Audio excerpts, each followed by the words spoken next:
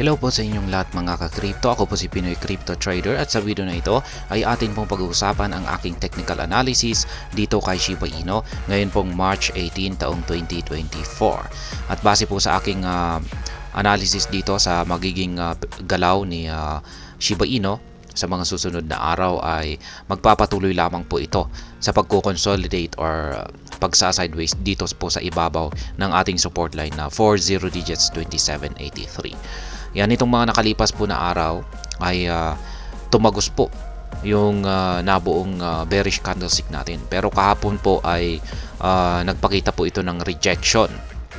Ayan, bumuo po ito ng isang bullish candlestick kaya nakabalik po ito sa ibabaw ng support line natin dito sa 40 digits 2783. Kaya nagpapakita lamang po ito na ang support line po natin dito sa 40 digits 2783 ay ayan, kayang-kaya po niyang pigilan ang pagbagsak ni Shiba Inu. Pero hindi pa rin po tayo nakakasiguro diyan kung kakayanin nga ba talaga niyang pigilan sapagkat bullish pa rin po, bearish po pa rin ang ating momentum dito sa daily chart time frame ni Shiba Inu. Kaya posibleng sa mga susunod na araw ay hindi niya nakakayaning pigilan itong pagbagsak ni Shiba Inu. Kaya yan po ang ating binabantayan ngayon.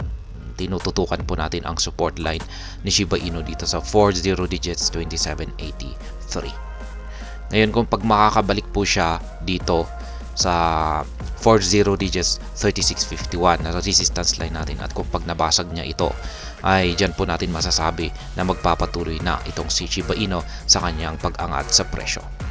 At ayan, bago po tayo magpatuloy ay nais ko lamang po munang bigyang linaw ang aking disclaimer kung saan ang nilalaman po ng video na ito ay hindi po ito isang financial advice. For education and information purposes lamang po ang layunin nito. Maliban po dito ay nais ko na rin pong magbigay babala na wala pong kahit anumang group chat ang Pinoy Crypto Trader. At ayan, bago po tayo magpatuloy sa pagte-technical analysis dito kay Shiba Inu, check po muna natin saglit ang balitang ito na may kaugnayan kay Shiba Inu. Sabi rito ay ang layunin po ng Shiba Inu ay magsunog ng milyong amount ng SHIB tokens. Yan, at ang parang dahilan rito ay para mag-cause ito ng rarity. Ayan. Kasi kung pag nagsusunog po kasi ng malaking amount ng Shiba Inu tokens ay nagdudulot po ito ng scarcity. At kung pag may scarcity ay tataas yung demand at kung pag tumataas yung demand ay tataas din po yung kanyang presyo. Check naman po natin yung kanilang latest tweet dito sa kanilang X account. Ayan, not the hero we deserve but the one we need. Ayan, play po natin. Parang Batman. Batman po yata. Naging Batman na si Shiba. Parang ito yung ginagamit po nila na parang ilaw para yan, kung pag nangangailangan yung city ni Batman, yung Gotham City yata yun, kung pag nangangailangan o kung kailangan nila yung tulong ni Batman ay yan, papailaw nila yung spotlight na ganito. Pero hindi po si Batman yung nakalagay rito, ay si Shiba Inu. Kaya ayan po yung kanilang tweet. At atin na pong ipagpatuloy ang pagti-technical analysis dito kay Shiba Inu. At yan yung aking analysis po rito ay ito ay magpapatuloy lamang po sa kanyang consolidation sa mga susunod na araw. Pero kailangan pa rin po nating bantayan ang ating support line dito. Yan, kasi posible pong kung pag nabasag po kasi ito ay posible po siyang bumagsak dito sa support line natin dito sa 40 digits 1766. At nakikita po natin na yung ating Halsword indicator ay lumilit na yung kanyang katawan. Nagko-curve tapos lumilit yung katawan, sinyalis po riyan na posibleng magbabago na po yung trend direction ni Shiba Inu. Mula po sa uptrend ay magiging downtrend na. Kaya sa tingin ko, kung pagtuluyan ng mababasag talaga yung support line natin dito, ay magbabago na po yung kulay ng ating Halsword indicator. Kaya ayan, ito po yung binabantayan natin dito. Pabantayan natin yung support line natin dito. Ayan, dapat ay nakabili na rin tayo rito sa 40 digits 27 at yung aking sunod po na pending buy yung aking sunod na pending buy order ay nandito po sa 40 digits 1766. Yan, kaya inaabangan ko po yung kanyang pagbagsak dito. Nakabili na po ako rito. Ayan.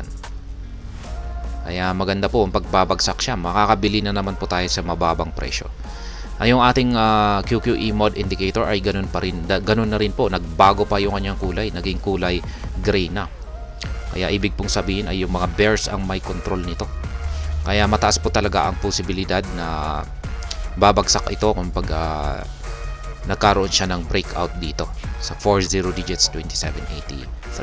Pero dito failed breakout po ito kasi yung nangyari nitong nakalipas na araw. Kaya patuloy po natin binabantayan rito ay ang kanyang support line dito sa 40 digits 2783. Silipin naman po natin yung kanyang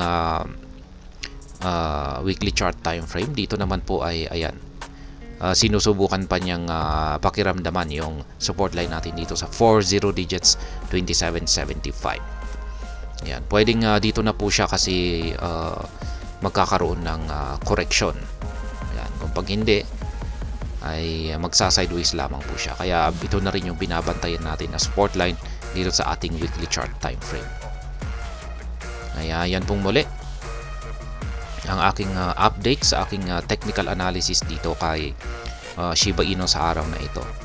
Yan, posibleng ito po ay mag-consolidate sa mga susunod na araw, pero kailangan po nating bantayan yung support line natin dito sa 40 digits 2783 dahil kung pag nabasag po ito ay yan, mataas po ang posibilidad na babagsak ito dito sa 40 digits 1766. At syempre maganda po yan para sa mga gustong bumili yan or magdagdagan pa yung kanilang holdings dito kay Shiba Inu na kagaya ko. Kaya yan. At hanggang dito na lamang po tayo sa video na ito mga ka-crypto. Sana po ay inyong nagustuhan ang aking paliwanag sa video na ito. Kung inyo po itong nagustuhan, pakiclick lamang po ang like button nito. Para naman po sa mga bago lamang dito, kayo po ay aking inaanyayahan para mag-subscribe. Pakiclick na rin po ang bell icon nito dahil ito po ang siya magsisilbing notification nito sa mga bago kong videos na akin pong ina-upload sa aking YouTube channel na ito. Marami pong salamat sa panonood, ingat po tayo lagi at God bless po sa ating lahat.